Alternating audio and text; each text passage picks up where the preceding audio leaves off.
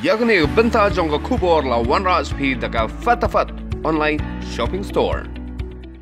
Kasalkan Meghalaya kalapan pa ko jing sengongu Ioh Menteri Rang Baduk jangkari India Narendra Modi ubra penmena menin kasni ba kasalkar pedeng kandai biteng kajing Ioh Khaw na kapta ki Paidbah Baduk sasan Bnai kabamon aduk kobokot jung Bnai naiwieng mata kasnem ba preston tensong habe kana bigla patai khubor ulong ba kasalkan Meghalaya kapan pa ko jing sengongu amar kani kajing lebha jang kasalkar pedeng na kapta ki Paidbah ki Baduk ki banyo Ioh Khaw hakaba kitu ki beten Khaw roshan kinyo ai san kilo Khaw Bnai bakumjuru udai kilo. The government of India is kind enough to again extend those packages to the poor people.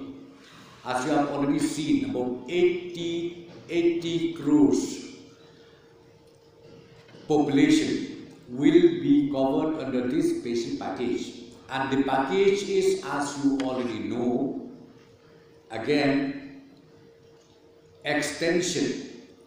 extension of free rice distribution will continue till November 2020.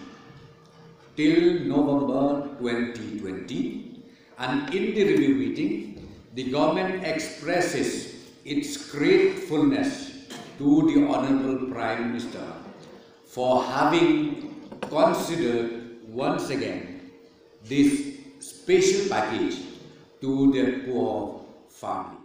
Hagani kejakan bagi lapatai khubor ba person tensong ru lepan pau kejing sngodia ba bun ki Paidbah ki listing haka ba pendrekam hane ka babut ya kejing pha jong ka sarkar kum haka badang ki mas ba kumjuru haka biang sakar iwei nama kini kejing listing jong ki Paidbah ba person tensong oleh thu ba ka sarkar kan kerpat syabaro kena sensasnong Syagi seng balang berkenyarap ban pej bagi Paidbah.